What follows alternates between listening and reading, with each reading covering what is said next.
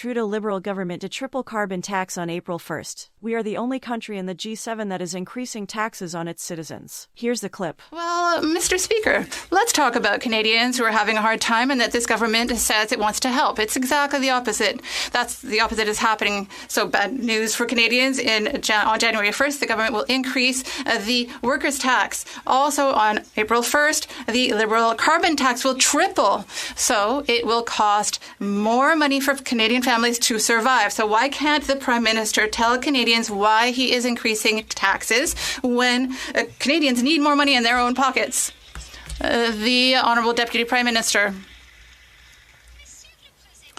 Mr. Speaker, I have a question for the Conservative MP. Yesterday, the member for Leeds, Thousand Islands, and Grenville-Rideau Lake said that he could support our plan that would help with inflation for Canadian households. So that was good news. And I hope that the Conservative member will support his own colleague in his own party and will also convince all Conservatives to support our excellent plan. The Honourable Member for Louis Saint Laurent, Mr. Speaker, I'm very happy to see the Prime Minister here in this House, particularly since he was able to see a number of his counterparts in the last few days. Do you know that Canada is the only G7 country that has not decreased taxes? Why is that? Because other countries understand that it'll help Canada, it'll help families to pay less income tax. So why is the Liberal government increasing taxes when it's going to hurt Canadian families even more? The Honourable Deputy Prime Minister. Mr. Speaker, this is yet another example of Conservative hypocrisy. The Conservatives are the ones who were against our measures to support the middle class. The Conservatives were against our tax cut for the middle class. The Conservatives were against the federal minimum wage of $15. The Conservatives were against giving up interest on federal loans to students. Liberal tax hikes, inflation, and never-ending spending is crushing Canadians. Even the Bank of Canada admits that this Prime Minister's spending spree should have ended long ago. Failed Liberal policies are making eating, heating, and driving a luxury in this country. More Canadians and newcomers are turning to food banks because feeding their family is becoming impossible. Will this government put an end to the suffering they're causing and cancel their planned tax increases? The Honourable Deputy Prime Minister. Mr. Speaker, our government does recognize that times are tough for a lot of Canadians. And yesterday, I was pleased to learn that the member for Leeds, Grenville, Thousand Islands, and Rideau Lakes also recognizes that, and that he will support our plan to provide relief of nearly $500 per family for 11 million Canadian households. That's real support for the Canadians who need it the most. I hope all the members opposite will join us in supporting that plan. The Honourable Member for Calgary Forest Road. Well, Mr. Speaker, the Liberals continue punishing Canadians for heating their homes and driving to work, while this leave-it-in-the-ground, left-wing, climate-zealot government is happy shutting down essential energy projects and adding more taxes. Even the PBO says that the government's claim that any sort of carbon tax rebate helps families is misleading. In fact, 60% of households in my province of Alberta, Saskatchewan, Manitoba, and Ontario are worse off because of the Liberals' climate virtue signaling. So will this government cancel their carbon tax hikes and put this suffering to an end that they're causing on Canadians? The Honourable Parliamentary Secretary to the Minister of the Environment. Speaker, we are totally focused on addressing the affordability challenge for Canadian families, and I know talking to my residents in the West and Winnipeg South, Mr. Speaker, they very much appreciate the measures the Finance Minister introduced the other day, and Mr. Speaker, that's why it's important that the price on pollution, the climate action rebate, will put more money in people's pockets, families' pockets, and very, very importantly, Mr. Speaker, the rebate checks are going to be in people's mailboxes in October. That's going to help with affordability. That's going to help families with cash flow.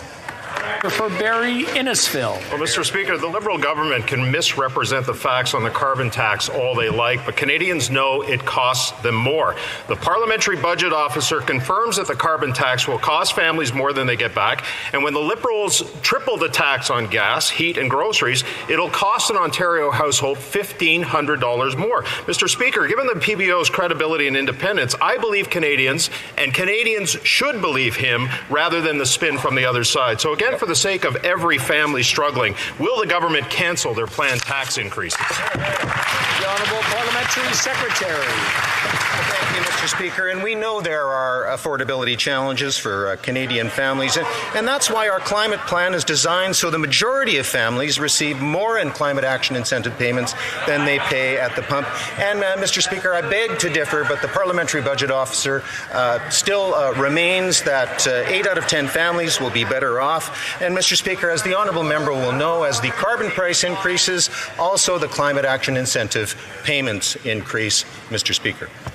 Member for Barrie Innisfil. What a week this has been, sitting here listening to these Liberals justify their inaction to solve the inflation and cost of living crisis that they've created, and things are simply getting worse. Canadian families are on bended knees under the weight of trying to afford the necessities of life. And what's their solution? It's to pile on the misery with planned tax increases on gas, groceries, and home heating by increasing the carbon tax. For the sake of every Canadian family who's struggling, Mr. Speaker, will the government cancel their planned tax increases? The Honourable Minister. Since we have come into government, we have done everything we can to support Canadian families, which is the exact opposite of what the Conservatives have done.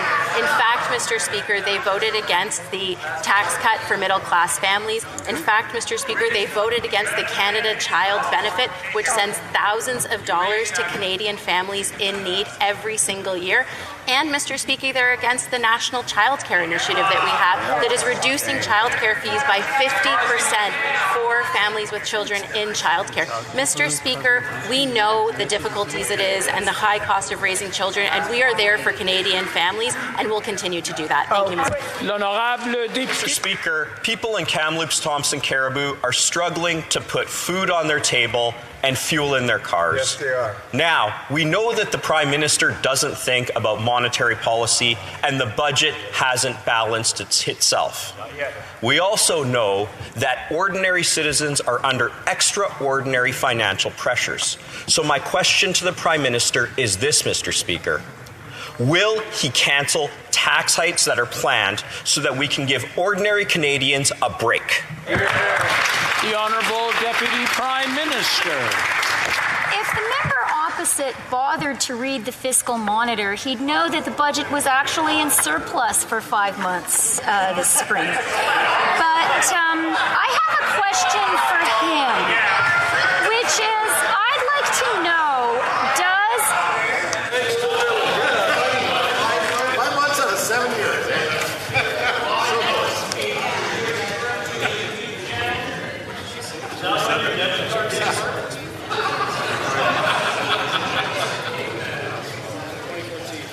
I just want to remind the honourable members that the honourable member for Kamloops Thompson Caribou asked a question.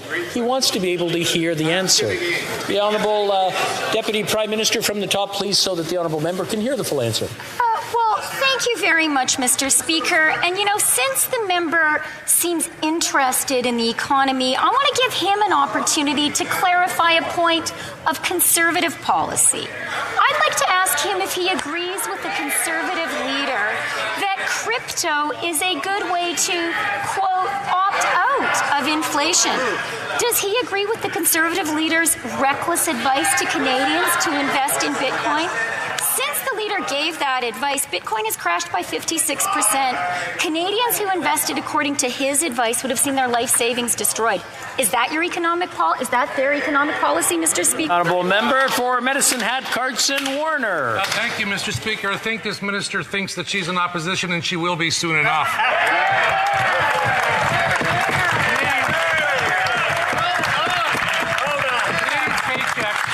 Already not keeping up with the Liberal tax hikes and the just inflation crisis.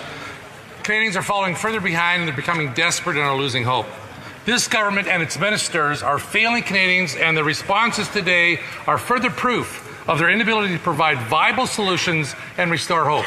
Will this government cancel the payroll taxes on Canadians' paychecks? The Honourable Deputy Prime Minister. Mr. Speaker, our government's approach is both fiscally responsible and compassionate. The Conservatives' approach is neither. Do the Conservatives really think that a family of four earning just $35,000 a year couldn't use $500 this fall to buy groceries? Do they think a low-income essential worker who is struggling to pay her rent couldn't use an extra $500? We know Canadians need this support. We know it's part of a AAA-rated fiscally responsible approach, Mr. Speaker. The Honourable Member for King Vaughan. Grazie, signore Presidente.